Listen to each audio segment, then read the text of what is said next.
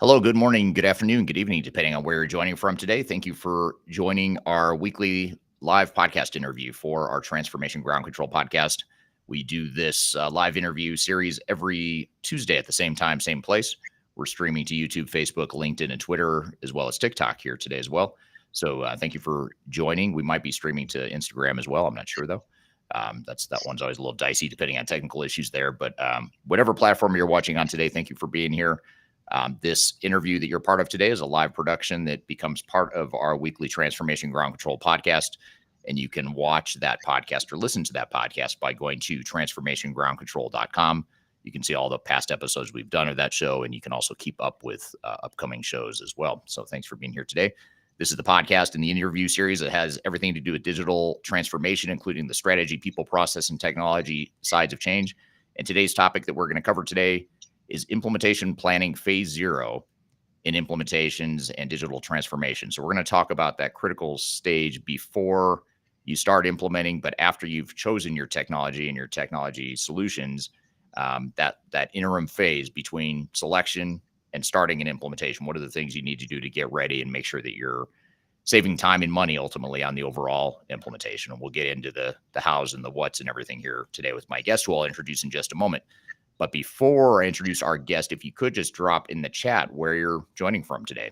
We're going to use the chat to cover any questions you might have, any comments you might have. But in the meantime, if you could just drop in the chat what city and country you're joining from. We tend to draw a global community during these interviews, so we'd love to get your feedback. So whatever platform you're watching on, just drop in the chat what city and country you're joining from, and we'll love to hear where you're from here today. I'll let our guest introduce. When he introduces himself, tell us where he's at, but I'm based in Denver, Colorado here today, which is where Third Stage is based. Our main headquarters is in Denver, Colorado. Of course, we have offices in Europe and Asia Pacific as well. If you'd like to learn more about Third Stage, obviously you can reach out to us, either Adam or I, or you can just go to thirdstage-consulting.com as well if you'd like to learn more about Third Stage. But we're an independent and tech agnostic consulting firm that helps clients with digital transformations, including implementation planning and implementation as well. So that's a bit about us. And thank you for being here. My name is Eric Kimberling. I'm the CEO of Third Stage, and love to hear where you're all joining from today. So all that being said, getting all that logistical stuff out of the way. Again, our topic today, implementation planning phase 0 in ERP implementation and digital transformation. Joining me to discuss this topic is Managing Director here at Third Stage Consulting, Adam Cheatham. So Adam, thanks for being here today.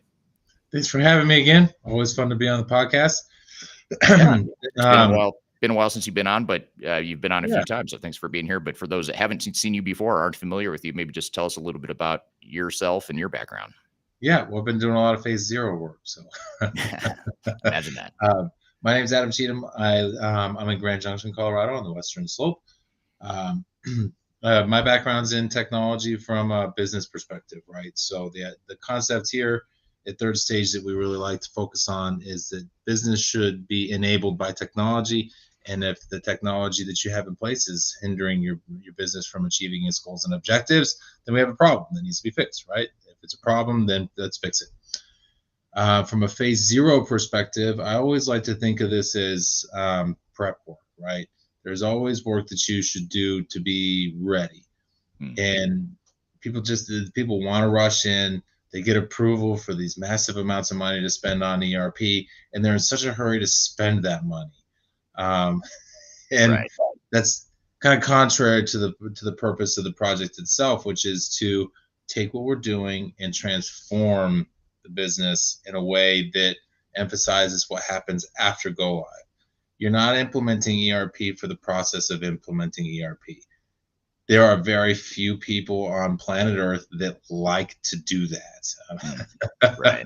It's all about what happens afterwards. And phase 0 is about preparing for that, so that when you go through the process of implementing enterprise software, you're prepared for the benefits that happen afterwards, and you have a launch pad for achieving them. So glad to be here today. I always enjoy being on the podcast. So yeah, I'm glad to have you again, and excited to cover this topic. We don't cover it enough, probably. It's one of those topics that we talk a lot about internally at Third Stage.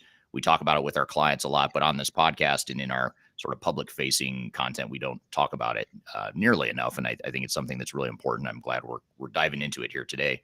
And a lot of the work you mentioned, a lot of the work you're doing and that we're doing at the company is implementation, phase zero type stuff. I guess before we jump into understanding what phase zero is and what do we mean by implementation planning and phase zero, maybe tell us a little bit about what you do at third stage, just so people understand sort of the breadth of exposure you have to our Yeah. clients. So at third stage, my role as managing director is to strategically oversee all of the happenings on our major projects, frankly, on all our client projects. So if we have a project ongoing with you, there's a pretty darn good chance I know exactly who you are. So my role is to get involved in all the bits and pieces so that we're delivering the level of quality that's expected of us by our clients and by ourselves. We have a high standard at third stage, and that's on purpose. From a perspective of what that means for phase zero readiness, that high standard is applied to walking into an implementation and a kickoff that's ready to go. If you just sign it and the system integrator shows up on Monday, the chances that you're not ready to go are pretty high unless you spent a lot of time prior to that getting ready to go. This includes knowing where your processes are going to change, which people are going to be impacted by that, and what your core team is going to look like for your implementation. There are a lot of unknowns that are going to come up during your implementation that you can prepare for by having a structure in place to accommodate them. Yeah, you're not going to know which holes you're going to find and where, until you actually find them, but you can be ready for how to respond to those types of challenges, and that's a big chunk of what phase zero is about. Right, right. Yeah, and in fact, as we're getting into questions here, what I'm going to do real quickly for the audience is I'm going to pop up on the screen a QR code for a phase zero checklist. And as we're talking through a lot of what Adam and I are going to dive into here, you can actually scan that QR code on the screen in front of you to download our phase zero checklist. And we're going to dive into a lot of what you see on that checklist. We'll dive into in more detail throughout this conversation. So either right now, if you want to, you can download it, or after we're done with this conversation, or as we get through it, I'll leave it up here so you can scan it throughout the conversation. But it's sort of a good follow along sort of guide and something to take with you after the conversation here today as you're planning your phase zero initiatives for your organization. And before I dive into my first questions here, Adam, I just want to turn to the audience real quickly and look at where people are joining from today. As per usual, we have people from all over the world. We've got we've got someone from Gaithersburg, Maryland, sort of near where, not really, but sort of where you used to live, Adam, at least closer to where you used to live than here. Denver, Colorado, Indianapolis, Montreal, Canada, Bavaria, Germany. So thank you everyone for joining wherever you're joining from today.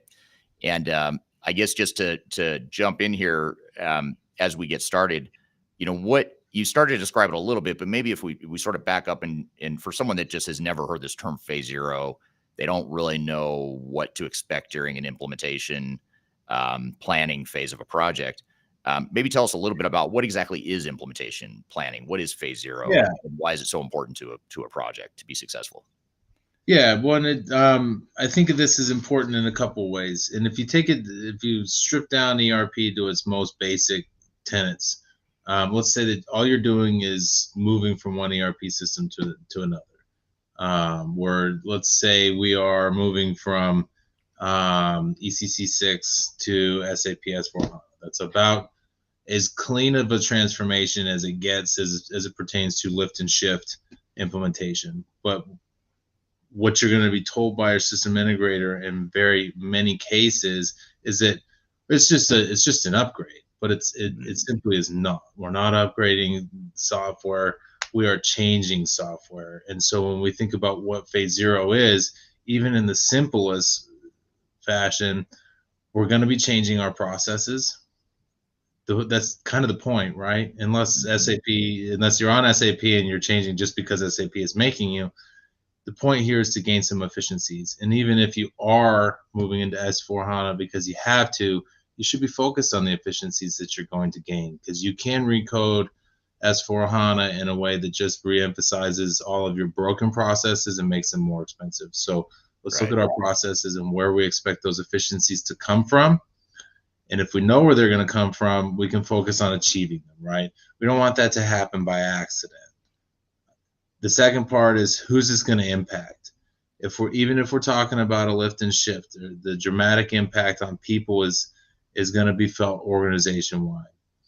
You can change ERP, and the folks that drive the forklift that will never log into the ERP that you're implementing are going to be impacted, because it's going to change possibly where things are put away, where they're picked from, and how it is we start thinking about restocking, those types of efficiencies. So process and people change are really important, because at the end of this implementation process, you're going to go live. You're going to want people to use this system. And if they're Right. not ready for that, knowing what's coming, then you have a problem, though they won't use it. You just spent a lot of money on something that's not going to get emphasized. So those two pieces, the technical component of it is a piece that you should be prepared for on things like infrastructure and the like. And these are all things that you should be planning on ahead of time, so that you can create a structure for achieving the benefits that you're looking for, greasing the skids that are going to be able to make things happen a little bit easier for your people, and having the technology in place. The easiest part about the technology, for example, is how big of a shift is this for your data? What is the state of your data? And if you don't know that going into the implementation, you find that out 6 months before go live, you're not going live in 6 months. It's just as Right. simple as that. You need to know what you have to start now, and then you need to have that stuff done. And if it needs to be done before you sign a contract, then do it before you sign a contract. Those types of activities will yield benefits. The last part of it is you need to have an organization that's responsible for managing your implementation.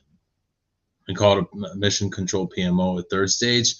But the point is that you had to have a team that does this. This isn't a one-person job. It's certainly not a one-person part-time job in addition to their full-time job already. You're going to have a team of folks that are responsible for managing this, pulling in other people who are impacted along the way, subject matter experts that maybe own a niche part of your process, and then engaging them in a way where they understand what's happening.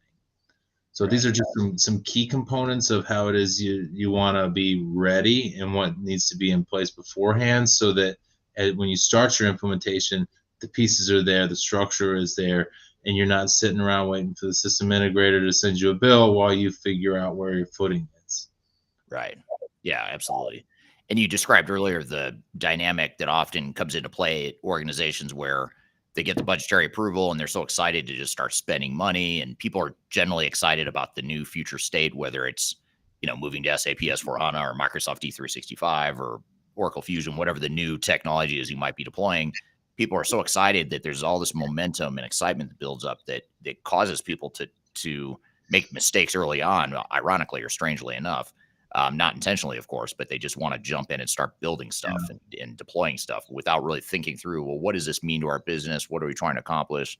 What are our business processes going to look like? How are we going to handle data? How are we going to deploy resources? All that stuff. And the other dynamic that we often see with clients, and especially software vendors, is this whole agile mentality where you get this mentality of, hey, let's take an agile approach and just start deploying technology without really taking the time to define processes up front, because that's old school waterfall ways of deploying software, and that doesn't work. So let's do agile, and we'll just build the software, we'll get feedback, we'll pivot, build an MVP, and all that agile talk that software vendors use. So why wouldn't a company just want to do that? Why wouldn't we just want to take a more agile approach and start deploying technology faster? So I would say that it's fine to take an agile approach if you don't abuse the terminology, right? Agile is not the least amount of effort to deliver the smallest, teeniest, tiniest thing, because the smallest, teeniest, tiniest thing in ERP doesn't add value. So when you talk about minimum viable product, this isn't the smallest amount of work that I can do to get by to send you a bill. That's what agile tends to turn into in ERP, because it's poorly defined, and it's frankly a methodology that's abused.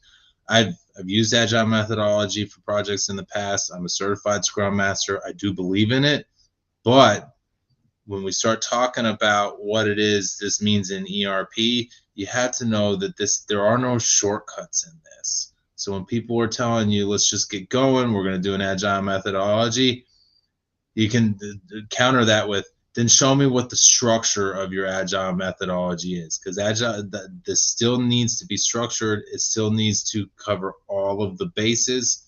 And if we're just trying to get started, This is usually code word for system integrator says, how soon can I start billing you? We're going to use agile methodology. We're going to start on Monday. We're going to figure it out along the way. It's going to be great. It's going to be fast. It's going to be flexible. And then you're going to find out that you're missing things, because that flexibility without rigor is just a recipe for disaster. And some of our biggest expert witness cases right now that I'm involved in are agile methodology without structure, and nobody knows what the requirements even are. Right. And you find them out in testing. System integrator says, well, you added requirements. Like, you're right, I did, because you didn't document them 6 months ago. Right. So that's a problem for me, and that's something that we help a lot of clients see through the difference between what agile is and what a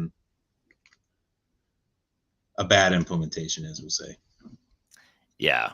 Yeah. And it's interesting because, there's so much of a tendency to want to take that agile approach, but at the same time, it runs counter to what most organizations are trying to accomplish with their transformation. So when they think about their goals and objectives as a company, usually they're trying to not just get technology in the hands of users and start trying stuff. Usually it's a broader, if you kind of look up at a higher level strategically, they're trying to accomplish broader goals. They're trying to standardize and create common business processes across the entire company. In a lot of cases, they want to consolidate functions, move to a shared service model. They call it, to where, instead of having 5 different accounting departments throughout the world, maybe you centralize to one accounting process with one accounting group. And those sorts of major changes to your organization, those major improvements you're trying to get to your organization, aren't going to happen in an agile environment without taking the time to do this implementation phase 0 stuff up front. But while we're talking about this, while we're on this topic, I'd love to hear from the audience your thoughts on, this is such a controversial and interesting topic. Your thoughts on agile versus waterfall versus hybrid. If you're familiar with agile, if you're familiar with waterfall, and you're familiar with hybrid approaches, I'd love to hear in the chat, in the comments, just which you prefer, what you've seen work best. So please chime in if you don't mind, from the audience. So what you just described, not just in terms of what you wouldn't want to necessarily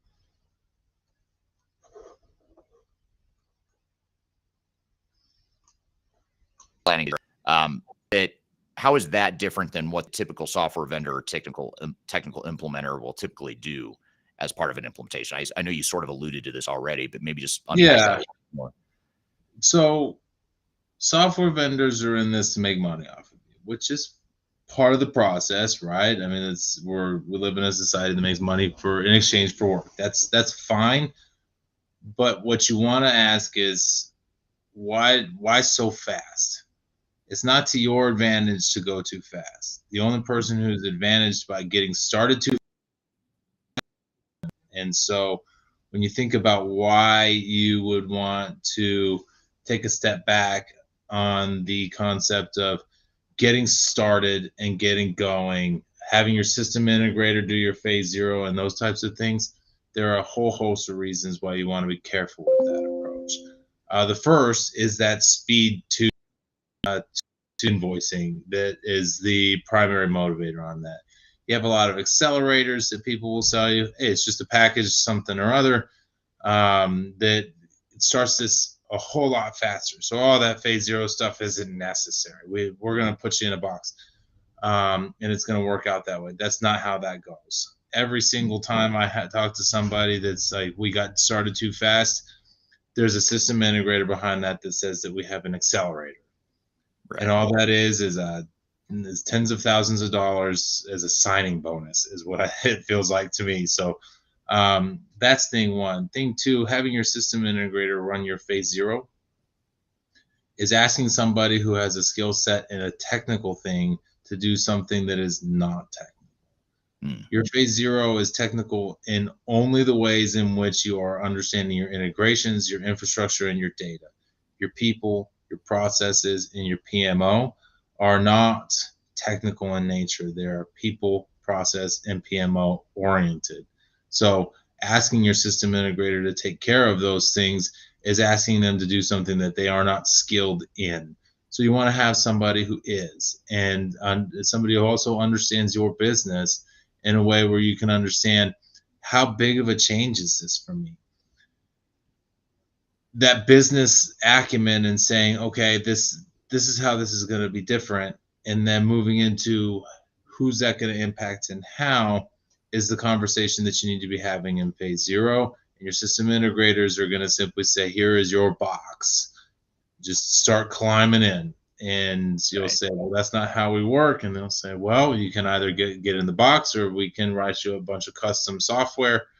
And then you start having a conversation that's focused on the customization, not the business process. And that's a problem too.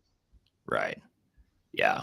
Yeah. That's super interesting and great points. And when you just turning the audience here, some interesting comments on the agile versus waterfall debate. Victor on YouTube says you need to have waterfall for the overall schedule, and can agile iterate within the phases. And I think that's sort of what you're alluding to. And that's what we see a lot with clients. But what are your thoughts here on Victor's point? I love it. I think that this blended approach is a really effective one, in that it allows for iteration before the damage is done. Right? When you go live with something, it's live, and so it's at that point it's too late to iterate, because you've already started causing problems and you're already behind on it. This process of this hybrid approach I like a lot, in that you have a conversation between the business and the development teams. It's oriented around, okay, this is how our business works today. All right, well, that's not how the software works. And then you kind of have this conversation that gets closer and closer and closer together until you find something that fits. That way, you're asking the business questions and you're drawing the technology towards you, as opposed to just jumping into it for the sake of getting anything going, and doing this a whole lot more intentionally. The best examples that I have are all oriented towards, well, that's not how our business works today. In a full-blown agile methodology, it's like, all right, well, then let's build it how your business works today. I'll build you something, and then we'll go live, and then you can tell me what's wrong. I want to tell you what's wrong in testing, and then I want you to go fix it. And then I want to see what that looks like. And then I want to tell you how it could be better. And it needs to be an iterative and collaborative conversation. So that hybrid approach is very effective, with the understanding that it exists between the blueprinting and the completion of testing. It does not exist as a part of go live. That's the waterfall event. Right. Yeah, absolutely. Makes total sense. And similar comment here from Colin on YouTube. Colin says, I would prefer a hybrid approach, considering that the implementation has at least two components: platform constructions, which is waterfall, and then system federation and migration done iteratively. So great point. I think that's an interesting point. And I think what they're both integrations. Yeah. So go ahead. I was just going to say, I think what they're both alluding to, though, is this hybrid approach, where you start by doing a little bit of waterfall. You define what it is you want, what you need. You define your blueprint, mobilize resources, all the stuff you've been talking about, Adam. But then once you've done all that, and that's the key, once you've done all that, once you move out of implementation planning phase zero, that's where you can start to shift gears and say, okay, now we're going to go into an agile execution mode. But agile ends up going off in a million different directions that aren't typically aligned with what you're trying to accomplish strategically, unless you've done that implementation phase zero first. So what it does with phase zero is it gives your agile efforts more direction. So you're going the right direction on your agile approaches. But if you skip this phase, you're going to, go off in different random directions, typically, is what we find. Yeah. And I'll use another example of the abuse of the agile methodology. If you're not talking about user stories, you're certainly not using agile. And if you're not talking about acceptance criteria before development starts, you're still not using agile, right? If we're writing requirements and then we're building, and then we're pulling in more requirements and then we're building, this isn't agile. This is an abuse of the methodology and the terminology to simply just do work to send bills. Agile methodology requires a thoughtful user story narrative that you group user stories, of course, into epics. And as you start thinking about your user stories, you have your acceptance criteria. As the customer service representative, I need to be able to do A, B, and C. What that looks like as an acceptance criteria is this, that, and the other. And if I can't do these things, you haven't met my user story needs, right? It's it's different words for business requirements and systems requirements, right? Business requirement is this, I need the ability to accomplish this task. The systems requirement is, in order to accomplish that task, I have to write this code, that code, and the other code to build these technical capabilities. Right. Yeah, it makes total sense. And the other thing too that we're alluding to here is that the time you spend doing this implementation planning phase zero work, it may sound like you're delaying the project because now you're spending the time to do this rather than going straight into the technology pieces. But really what this does when you go through this implementation planning phase zero, it speeds things up later to where you save exponentially more time and money during the implementation than you would have if you didn't do the implementation planning phase zero. And I think that's something that a lot of people miss or sort of fail to understand as well. They think, it's counterintuitive, right? Why spend 3 or 6 months doing this phase zero stuff when I could be 6 months ahead already building the software? Well, yeah, you are 6 months ahead, but now it's going to take you twice as long to deploy the technology because you have no direction and you have no parameters for the project. Especially when you have to call me to figure out what you did wrong. Yes. It's a lot more. I promise you, that's a lot more expensive. It's not only more expensive, but the first thing we're going to tell you is to stop. Put your pencils down. You can't figure out what's going wrong if you continue to do it wrong. So getting it right up front speeds everything up. You can make some of the decisions early and identify what those are so that you can move the big stuff out of the way and focus on the little stuff. It makes the little conversations easier having the big ones out of the way, and everybody is all moving to the same set of goals. If I wanted to set out on a road trip and I started driving in a single direction because I'm on a road trip, this is a journey, right? It's a transformation, whatever you want to call it. And I just start going in one direction, I could find out 4 or 5 days from now that I'm headed east and I want to go west. Mm-hmm.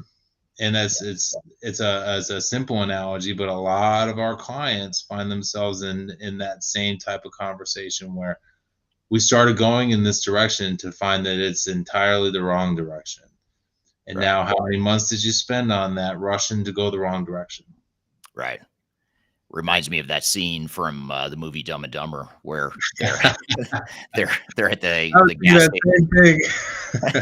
They're at the gas station on their way to Colorado. They're trying to get to Aspen to meet Mary Swanson or Samsonite, whatever her name is. So they're heading west, and then they stop at the gas station and they get on the highway, or they go to get on the exit. They take the wrong fork and end up going back east away from Colorado, and it takes them a day or two to realize it went the wrong way. Then they run out of gas and gas money. So and then what they do, they sell the van to buy a scooter. They trim their scope dramatically because they blew a lot of the money that they needed on the van by going the wrong way. And now we're stuck in a scooter. We're not going to get there nearly as fast. It's not going to be nearly as pleasant because I got to deal with the wind and all that nonsense. So this is developing to be a very good analogy. Yes. And I don't want to suggest you're Dumb and Dumber or that you're Lloyd or Harry from Dumb and Dumber if you don't do the phase zero, but it is, that mistake they made. It is kind of like the mistakes that organizations make when they don't do phase zero. They end up going the wrong way, to your point, and then they end up having to correct later, and that ends up costing them way more time and money than if they would have just taken the time up front. But we could talk all day about Dumb and Dumber because I do love that movie. But we'll kind of shift gears and get back into the heart of what implementation planning phase zero is. And by the way, again, if you pointing the wrong way, right here as a QR code, if you want to scan this phase zero checklist, if you haven't already, and you can kind of follow along as we unpack this. Adam, I'm going to pull up a real quick graphic to sort of lead into this next question that I have for you. But my question is, what are some of the major components of implementation planning in phase zero? And I'll pop this up just for a second. I'm not going to leave it up the entire time we're talking, but I'll sort of flash it up here so the audience can see it. But this is our implementation planning phase zero framework that we use as an organization in helping our clients. And there's a lot of detail behind this, but this is sort of a summary of it. But maybe help us unpack some of these work streams a little bit. I'll leave it off for a second. I'll take it away. And if you forget anything, I'll put it back up. But maybe help us get started on unpacking this as we're going through. So the first thing that I like about this graphic is the order in which things start on the left hand side, right? So First, our executives are going to tell us what direction we're going. This is an enterprise project. It is going to impact the entire organization. So your executives better be involved, and they better know what they want out of this.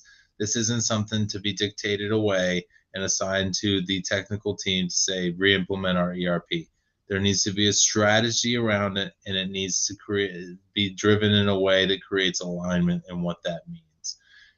I don't know how many organizations have been involved in where the CEO says go and do this. It's the idea here is to maximize profitability through gains in efficiency, and the CFO, COO, and the sales guy all have different ideas on what that means. And so they all head in different directions, and their teams head in different directions because they're following the leadership given to them.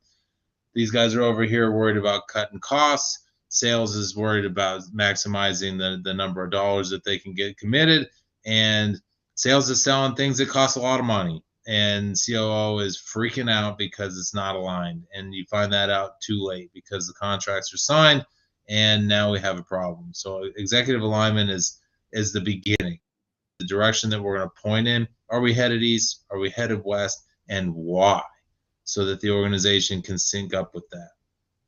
This will tell us where it is we expect our gains to come from, which is where operational readiness comes in. The process side of this, we expect this to create gains, right? That means that we expect this to change our business, which means we expect this to change our processes. So let's figure out what our processes look like today. Let's figure out where we're going to make changes, where we're going to expect our benefits to come from, and those efficiency gains and those effectiveness gains. And let's document the difference. That way we know exactly what's changing and at what level. Is this a small, medium, or large change in process? Then we're going to start talking about the people that are going to facilitate these changes and the new processes themselves. Start thinking about what the impact on them is. That people side of it, preparing people for change is required for this type of thing. To prepare them for the change, they need to know what that change is going to look like and what we expect to gain after go live. So people readiness comes next. Now we're talking about giving them a tool to enhance their processes and enable them to adopt these new gains. That's where the technical readiness comes in, right? What tools are going away? What tools are coming in? How am I going to replace them? I know I need some of my tools to stay. That's always going to happen. That's fine. Which ones?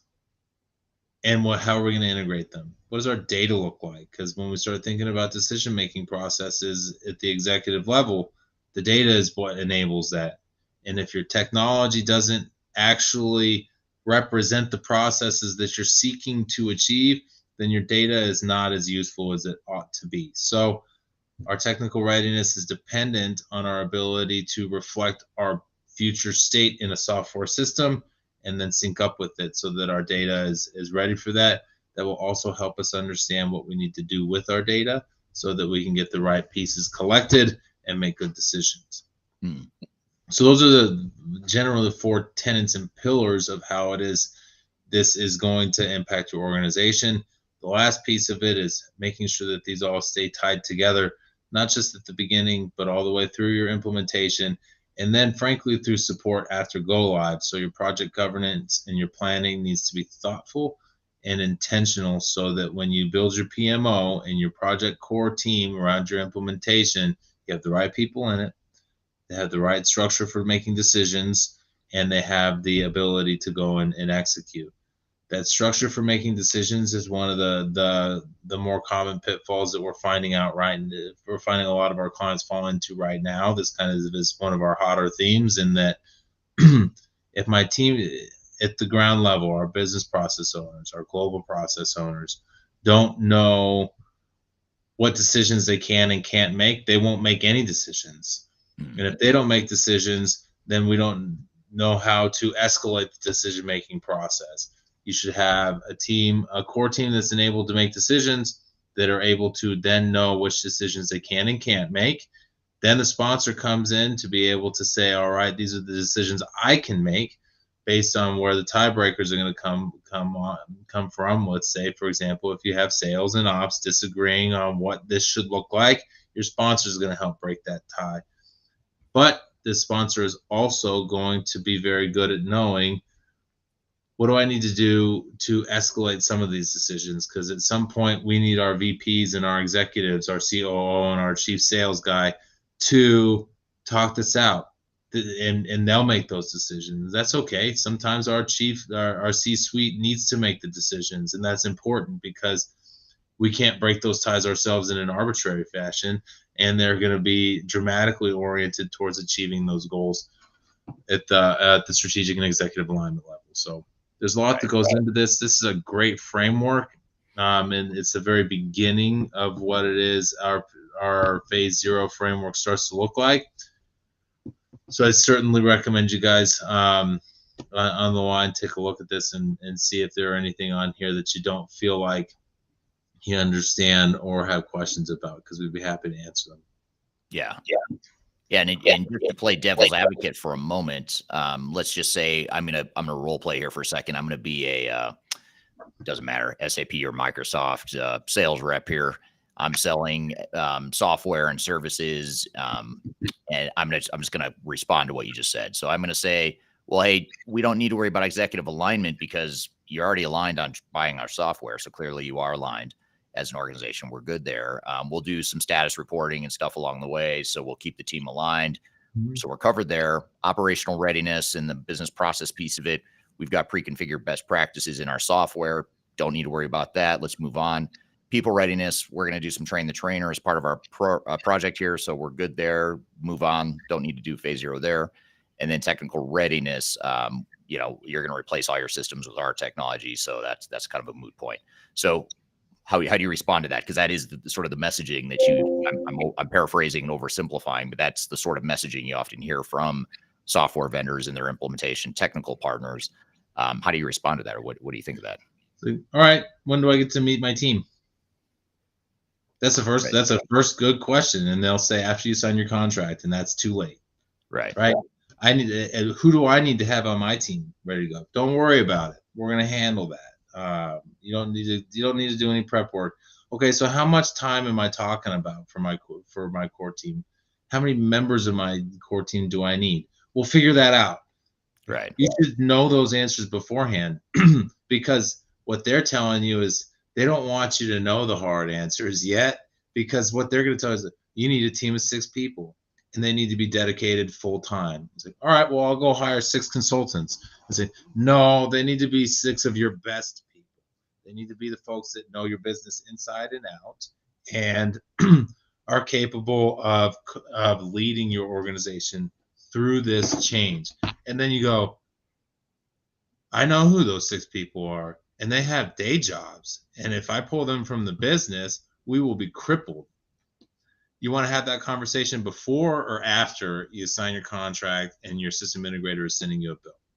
Yeah. It's a great point. And what ends up happening more often than not is you end up in that situation like, oh, I need to figure out a way to free up these 6 people that are critical to our operations that have a day job. And in the meantime, the software vendor, the implementation partner is bringing in the technical consultants and starting to, stockpile them on your project. Meter starts running. So while you're trying to figure out who's going to be on your project internally and you're trying to mobilize resources, get your plan sorted out and everything, system integrator is already running the meter. And you have to ask yourself, well, what are they running the meter? What good are they doing? What value are they adding if we're not yet involved in the project? And that's where a disconnect oftentimes comes into play. And then the knee-jerk reaction is, well, I can't pull those guys from the business because I didn't plan for that. So I'm going to give you the B team or the C team. I would rather have the system integrator's C team than the client C team. Because the client's A team is the most important part of this. And when you say, well, now I got to put somebody on it. I need a body and a seat. So who's available? If they're available, same thing goes on the system integrator side, right?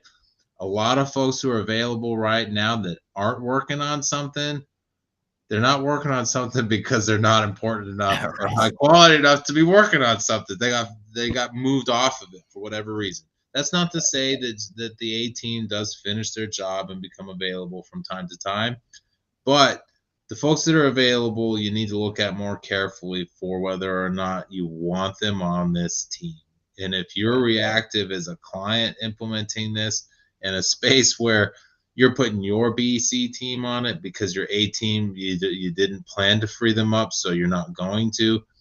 Now you're diminishing the quality of your own implementation, and you're diminishing the quality of your own results. Right. Absolutely. So this all begs the question. This is a question from Darian on LinkedIn. Is there a typical timeline companies should expect for phase zero, or is it completely dependent on each project? And just to back up for a second, Adam, the luxury of what you and I do here at Third Stage is we both, especially you, get to see a lot of different clients because you're touching in some way all the clients that we work with at any given moment at Third Stage. Some of them are smaller, some of them are larger, and some of them are in the middle. And so you get to see the whole gamut. But in general, how long does this take, and how do how long can we expect for phase zero to take if we do it right? So I also have the luxury of being a consultant, so I get to say that depends. Right. Yeah, of course. But I would say on average, this is a 3 to 6 month process. And people out there are probably thinking, I got 3 to 6 months. Let's think about this though. Your selection process should be baked into this, right? And it should take you about 3 months to figure out what the right software package is. You're going to document your processes during that, which means that you're going to start focusing on where they're going to change. You're going to pull people into that conversation on documenting your process and selecting your ERP. This is starting into the people readiness side of things. You're going to start saying, my ERP is going to replace this, that, and the other. So you're talking about technical readiness, right? These are readiness activities. They happen to include the decision to choose a software, but you just need to expand your field of vision on what the software selection process is to include a lot of this. So that 3 months is baked in to your selection of software. And if somebody out there is going to say, well, I already have SAP ECC 6, and I already know I'm getting SAP S4HANA, that's a 5-minute conversation. Go ahead and make $100 million decision on a 5-minute conversation. Tell me how that turns out. Right. I'm sure that somebody in your organization is going to be uncomfortable with that. So let's be diligent in this, and let's get some things out of it. And that way we know we're going through that. And then you got to negotiate contracts. I promise you that the first offer from your system integrator is not the best one. The second offer from your system integrator is not the best one. There's an iterative process in negotiating on this that will protect your organization from a terms and conditions perspective, as well as from a fiduciary perspective, in that your costs will go down the more pressure you apply on your vendor and integrator. So it's going to take some time to do that, right? How many people on this podcast have a legal department that can make a decision in 3 months? Right. See, now we're already taking this time. Right. We're already the duration of this phase zero is already in place. So let's use it and let's do it effectively. Yeah. The other thing that I want to make sure that people also understand, and this is something that we're working with a number of clients on right now, is that phase zero should be done between every single phase of your transformation. You break it up into 3 phases. First phase is replace what's in place. Second phase is optimize. Third phase is whatever you want to call it. Advanced functionality, this, that, and the other. You should do a phase zero in front of each of those, because you'll learn lessons from before and you'll need to prepare for the next one. It's not the type of thing that you just go boom, boom, boom, boom, boom. This is ERP. This is enterprise software. So be careful what you do and moving too fast. Yeah, absolutely. Very well said. And I think it's a good point that, if you think about it from the perspective of, let's just say we're looking at a 24-month horizon for the entire transformation. And those listening may say, okay, if I've got 24 months and I spend, say, 6 months, as you suggest, Adam, I spent 6 months on the selection, phase zero, implementation planning, that only leaves me 18 months. But if I skip that phase, that gives me a full 24 months to actually implement. And, then you have to think, well, will I really implement in 24 months if I don't have a plan, if I haven't done that phase zero stuff up front? Or is it going to take me 36 months now because I'm such a mess and everything's so chaotic and I have no direction, and I'm wasting time and money along the way? It's going to end up taking me 36 months instead of doing it in 24. And you have to think of it as a way, as the real accelerator here. Even though software vendors like to sell accelerators in the terms of pre-packaged, pre-configured technologies, I view the real accelerator is this. I mean, phase zero implementation planning is the accelerator to a faster, cheaper implementation. And that's the way I think people need to shift their minds and how they think about it. Yep. I think that the most important part of all of that is that before you do all of the work and planfully execute an entire integrated program plan, your implementation timeline is an imaginary number. Yeah. So it's going to take me 24 months. Who knows? You could be right. You could be 100% wrong. But if it's going to take you 24 months is the actual number, if you started today, it would be faster if you spent your 3 to 6 months, and you might be able to do it in 12 to 18, right? Like this, we're talking about getting things in order and sequencing them in an appropriate fashion that it happens the most effective way. For those of you out there working production, somebody sends you an order for 1,000 widgets and you just start building them. What did you miss? The whole production planning cycle, right? You could build sub-assemblies that need to be deconstructed to be able to put back together in the full finished goods assembly. If you just start building components, you may find that some of them need to be taken apart to put the whole thing together. And what does that do? It takes more time. It requires rework. And that's how this gets sped up in the planning cycle. Yeah. Yeah. And speaking of building stuff, another good analogy I think that people can get their arms around is, you think about building a house or building any sort of building. There's two ways to approach it, or two possibilities to illustrate this point. One would be you could start with a blueprint and an architecture, make sure you've got alignment on what exactly it is you're going to build, and you've got customer sign off that this is exactly what we're going to build. Then you start working with all the subcontractors to do all the different things per a project plan. That's sort of the intuitive way that is commonly understood to be the right way to build a building. The other option, which unfortunately is what most organizations do with their digital transformations or ERP projects, is you sort of skip the blueprinting, you skip the architecture, you bypass the general contractor, and you just start calling plumbers and electricians and framers and roofers and other subcontractors to come in and start building stuff. And imagine what would happen if you did that without any sort of blueprint or any sort of vision for the project. Now, the plumber may tell you, don't worry about it. I know exactly how to build plumbing. I've got a pre-configured way that I can build plumbing, but plumber doesn't know, is this a 2-story house? Is this a ranch? Is it a 3-story house? Is it a townhome? What is it?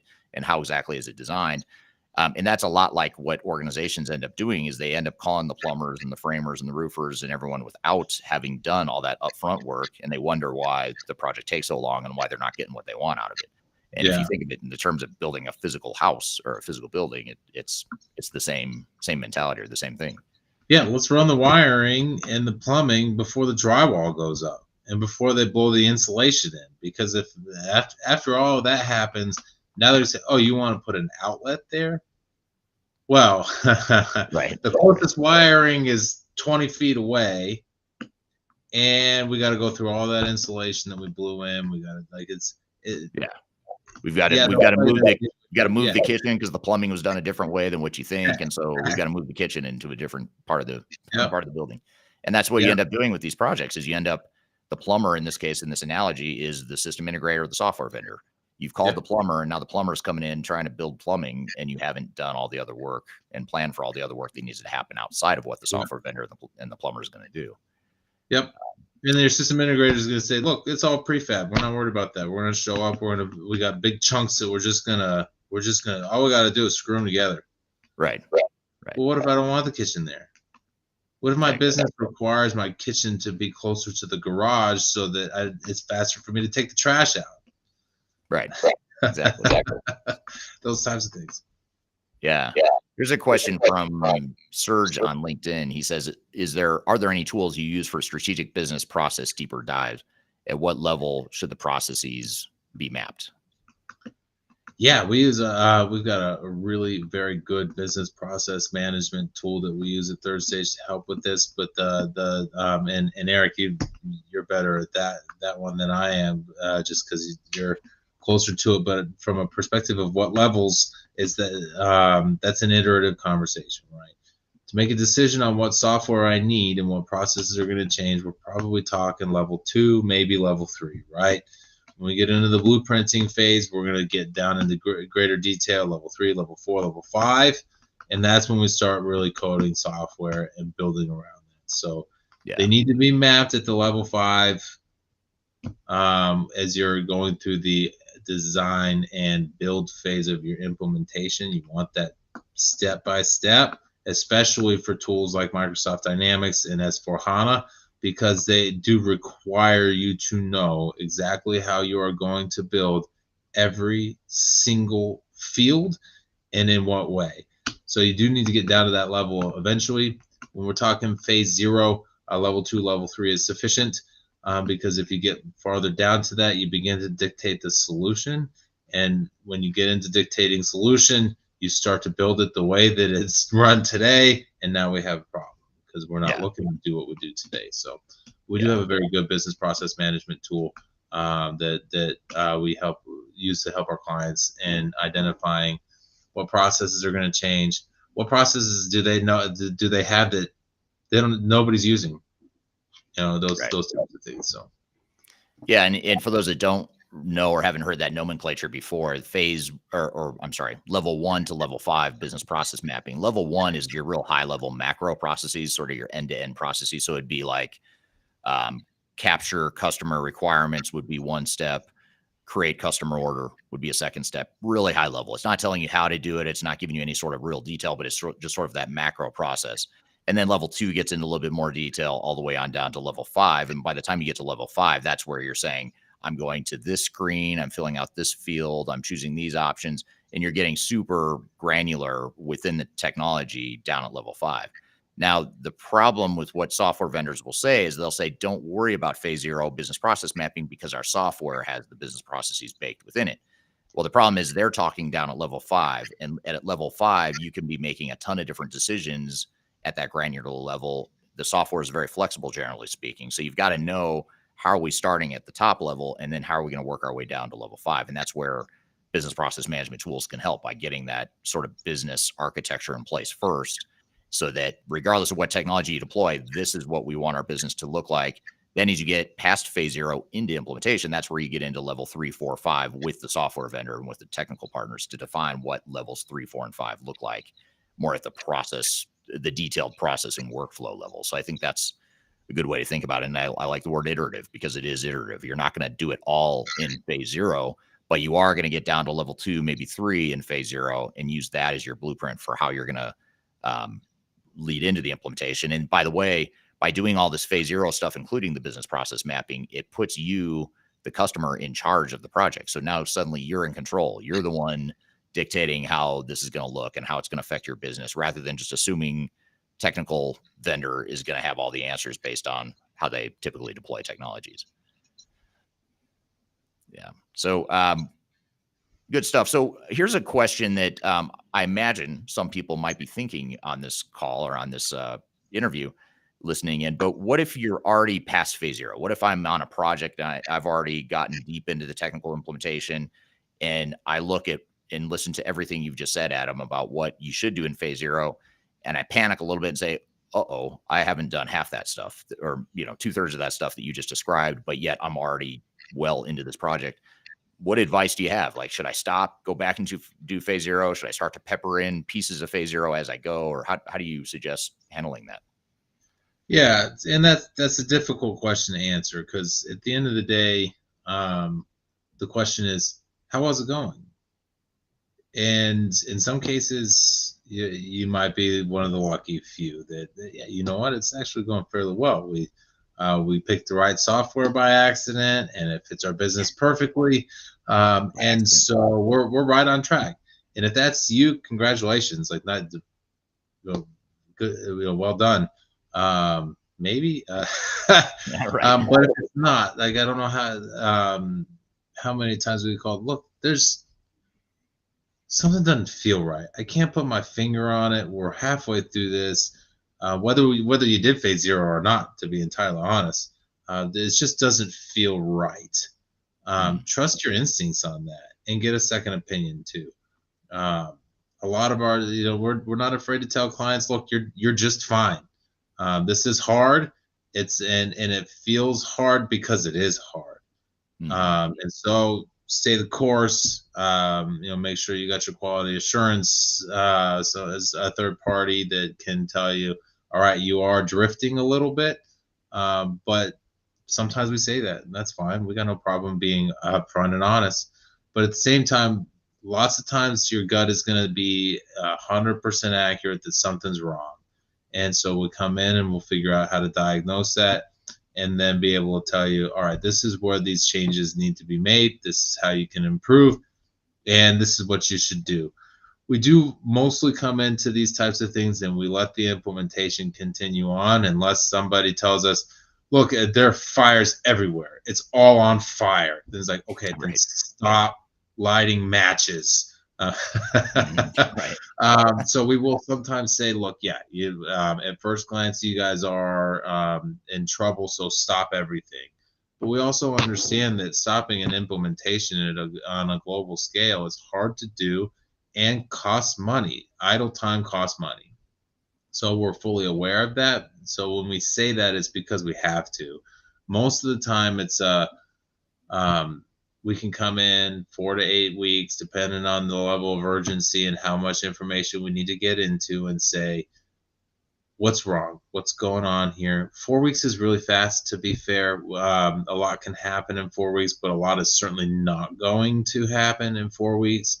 And the level of detail that we can get to in 8 is certainly not just double. It's more. It's an exponentially larger because the findings start to create a higher level of quality. But if we need to stop, we need to stop. Don't be afraid to do that because keeping going will cause more damage. Right. So think about where you are and ask for a second opinion from a professional. Just like you go to the doctor, right? Man, you know what? I just don't feel right today. Some days you're going to say, that's normal. I don't feel right.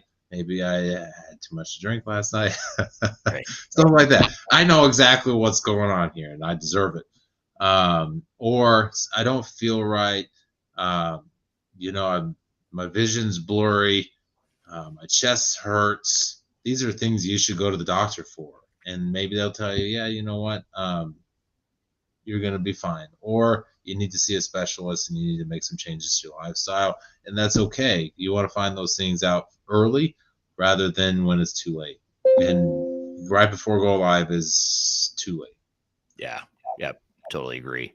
And yeah, and just again as a reminder, this checklist right here, if you're watching, you can scan this checklist to get the phase zero checklist. If you're listening on an audio only platform and you don't see the QR code, you can also go to the links in the description below in the notes for this podcast episode.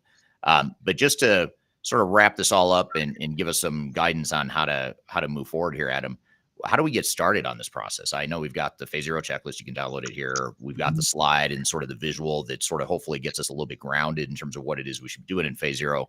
But beyond that, what do you recommend to organizations that are early in their journeys or midstream and trying to figure out how to fit this phase zero stuff into their project? How do you recommend they get started there? You start with your executive alignment and your vision and your objectives and ask how that's going. That'll be your first gut check, right? Let's gauge the wind direction on this. Do we all think we're actually saying the same thing, or are we going to get all of our executives in the room and fight to the death? Right. If it's the latter, then you got a bigger problem on your hands. But just start with that. Are we headed in the direction that we said we wanted to? And then on that same graphic, I believe in the start in the upper left, going left to right and top to bottom, right? Get your executive alignment working and then start talking about your processes. Do we know where we're going to change? Have we identified any of those areas? And are we creating resistance by saying that's not how we do business today?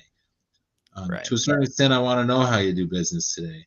To a certain extent, I don't. I want to know how you're doing business tomorrow. What does that look like? And then start kind of going down that list and piecing it together. And I do want to also answer Serge's question there too. Is it possible to have a good software selection level 1, level 2? You need to get to level 2. That's important as well. So, right. I'm having trouble with the camera now that I messed with sharing the slide there. There we go. Well, good. I think that's great advice, and appreciate you being here today. I think it's a great topic. It's not talked about enough or discussed enough in this industry. So hopefully it's helped the audience here understand just what Phase Zero is and how they might factor that into or incorporate that into their overall digital transformation or ERP project. Again, as a takeaway, check out this Phase Zero checklist right here. Just scan the QR code, go to the links below in the description field. If you can't scan that or don't want to scan that, use that as a starting point or a reference guide. And as always, you can reach out to either Adam or I, or go to thirdstage-consulting.com to learn more about us, how we can help, and you can contact us and set up a time to chat and brainstorm ideas on the website there. So I've included our contact information in the description below as well. So thanks for being here, Adam. Really appreciate it. Appreciate you taking the time. Thank you to the audience for the great questions. And again, we do these podcast interviews live every Tuesday, same time, same place, streaming to all the different platforms that you're watching on here today. We repackage this, repurpose it, edit it, add some more content, and make it part of our formal Transformation Ground Control podcast episode that will come out most likely next week. Every Wednesday, there's a new episode. You can find those at transformationgroundcontrol.com. So be sure to check that out. So thanks everyone for being here. Hope you have a great day, and we will hope to see you next time on our weekly podcast interview series. Have a great week. We'll see you soon.